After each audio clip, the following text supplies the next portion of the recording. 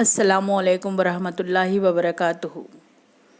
استاد کی عظمت، ایک سبق آموز سچا واقعہ۔ ایک دفعہ ابن انشا ٹوکیو کی ایک یونیورسٹی میں مقامی استاد سے گفتگو میں مصروف تھے۔ جب گفتگو اپنے اختتام کو پہنچی تو وہ استاد ابن انشا کو الوداع کرتے ہوئے یونیورسٹی کے باہری صحن تک چل پڑے۔ ابھی یونیورسٹی کی حدود میں ہی تھے کہ دونوں باتیں کرتے کرتے ایک مقام پر کھڑے ہو گئے۔ اس دوران ابن انشا نے محسوس کیا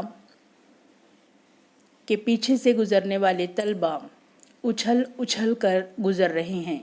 باتیں ختم ہوئیں تو ابن انشا اجازت لینے سے پہلے یہ پوچھے بغیر نہ رہ سکے کہ محترم، ہمارے پیچھے سے گزرنے والا ہر طالب علم اچھل اچھل کر کیوں گزر رہا ہے؟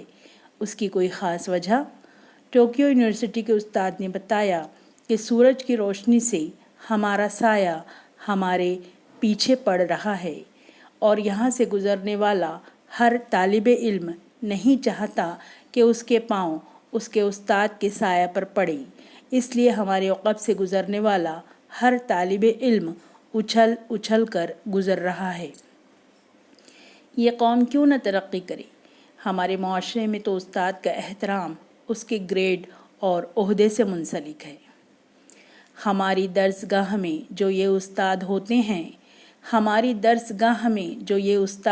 ہیں حقیقت میں یہی قوم کی بنیاد ہوتے ہیں۔